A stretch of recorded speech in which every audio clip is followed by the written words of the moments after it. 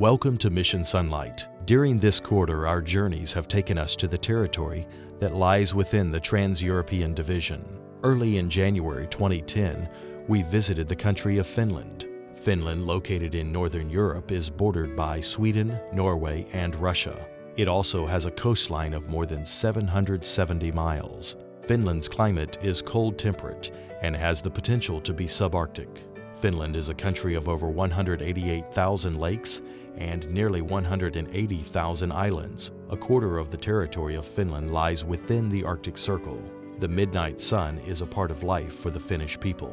In the northernmost part of Finland, the summer sun doesn't set for 73 consecutive days, and in winter it does not rise at all for 51 days. Finland's early inhabitants were the Sami people.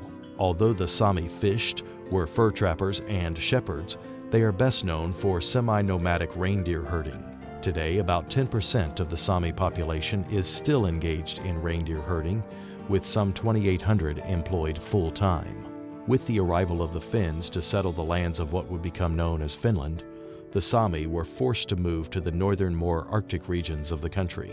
The Finns began to conduct cross-border raids into Sweden. These escalated until Sweden reacted decisively, and Erik IX, the Swedish king, conquered the country in 1152. Finland was made a part of the Swedish kingdom and remained so until the 19th century.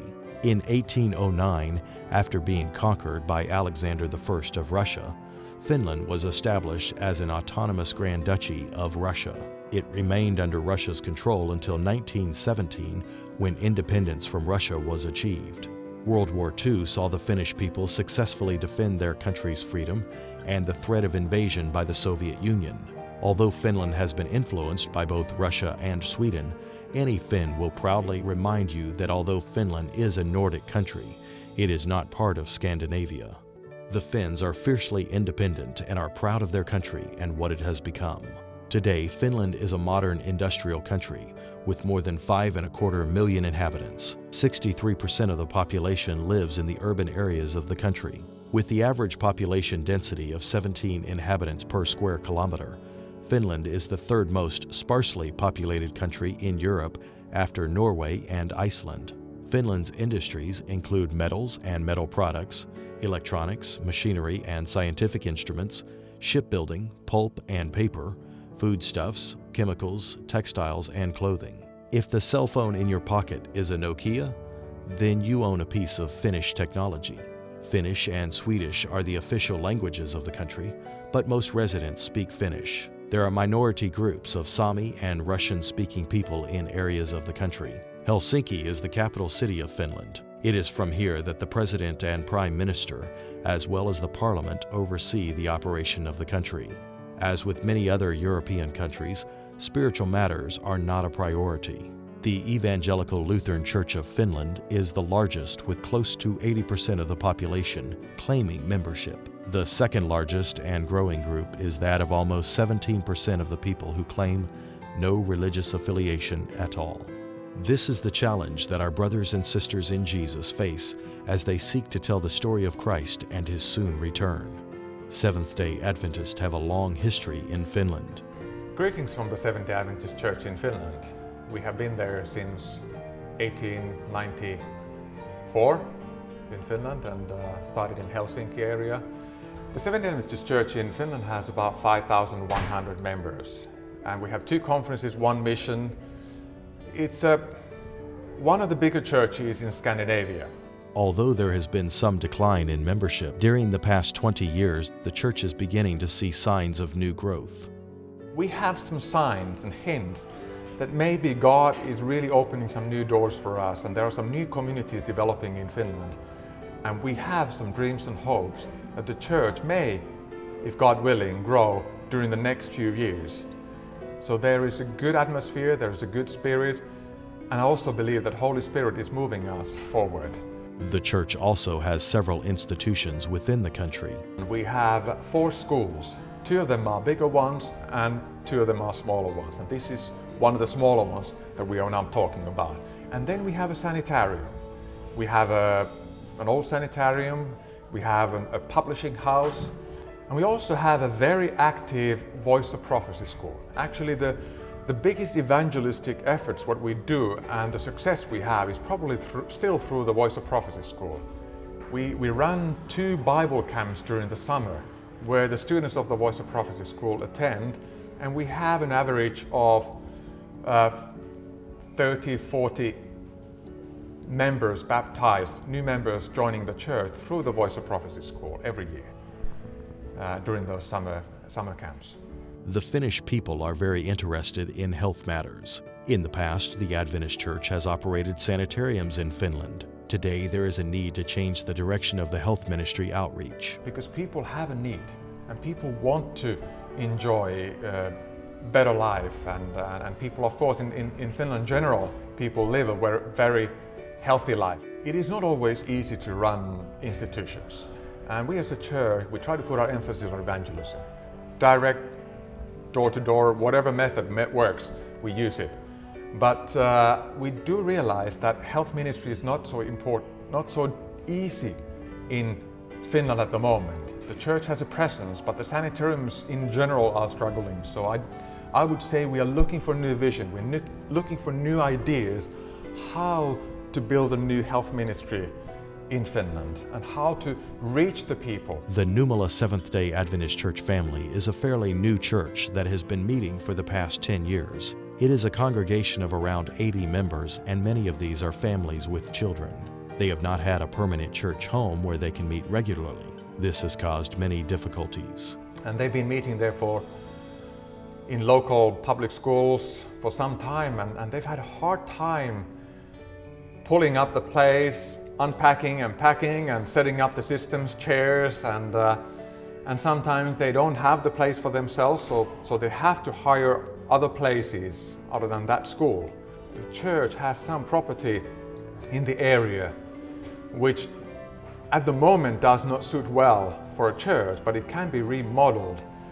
And we have thought through that this local church that is meeting there, and we have also a little school, tiny little school, about 35 students there in that school. Numala is known as the Church of the Beating Heart.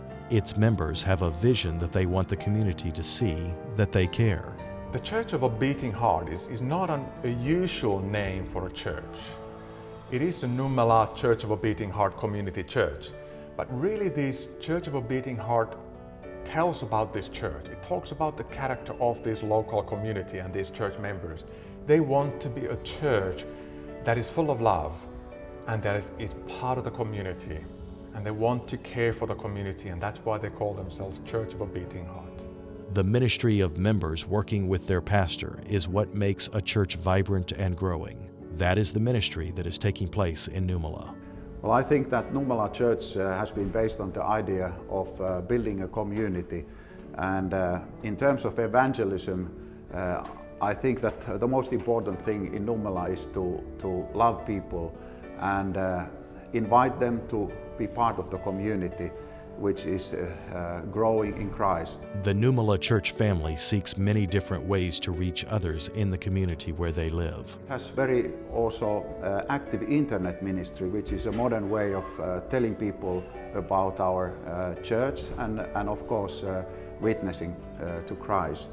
And we have also many special events. We have youth events, we have Pathfinders, we have a school, Adventist school, and then we also have some more traditional evangelistic events. We invite people to our camps. We have also every year a big children's camp for the community children, and we get many friends. For the youth of the church, having friends who share their beliefs is important. It is very important that my friends are like Christian, because then we have like same values, and I kind of like take part in the musical section and activities by playing piano in church and singing, and sometimes having the children class. One of the outreach methods that the Numala Church is using is hosting volleyball games for the community. Volleyball is also a very good game. I like it. It's important because well, it brings people together. These kind of events. It combines the crucial things, you know, the fun and then the Bible thing, the faith. I think it's important to mix it up a little bit. it helps bring people together. It's much easier than just preaching and trying to make contact that way. It's easier to have some kind of activity along with it. Jaakko Palvinen believes in the power of prayer. Many times he asked God to show him where the Numala church family could have a permanent home. Sitten vuonna 2000 I came to Numala over 17 years ago, and at that time there was a dream that we would have our own church. I was in the business of properties, and it was in my mind that we needed to do something about a church. I was walking in that area, trying to think of what God's plan was. That was the year 2007, and we were just praying and praying, what is God's plan? kuunnellessani seurakuntalaisten toiveita ja Jaakko explains that he walked in that area and noticed a little hill and was given the conviction that this is the place where they need to have a church. He knelt down at that place and thanked the Lord that he had showed him something here. sen jälkeen ja ikään kuin siinä sain. At first, we thought about putting the church in the upper part of the loft. The local fireman, the head of the fire department, said for security reasons it is not a good idea to build a church there, and he recommended that we look at it together.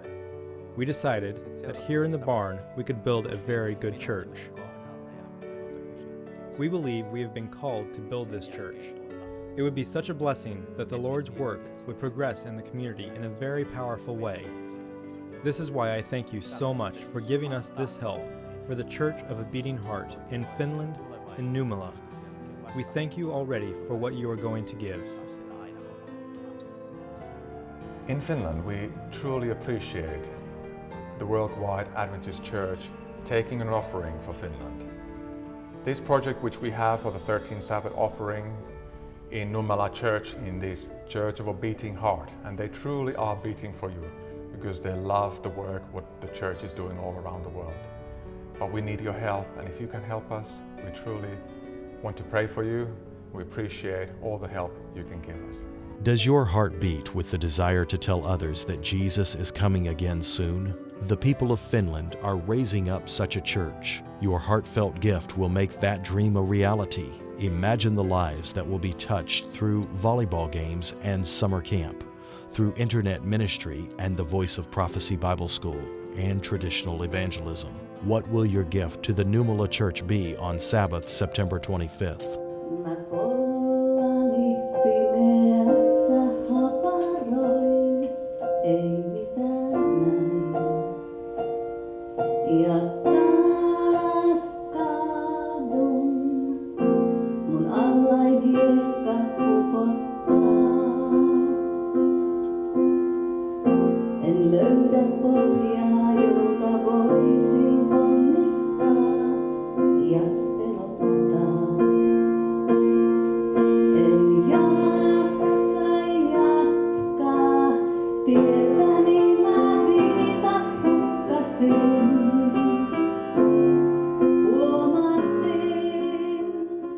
Reporting from the Republic of Finland, this is Mission Sonlight.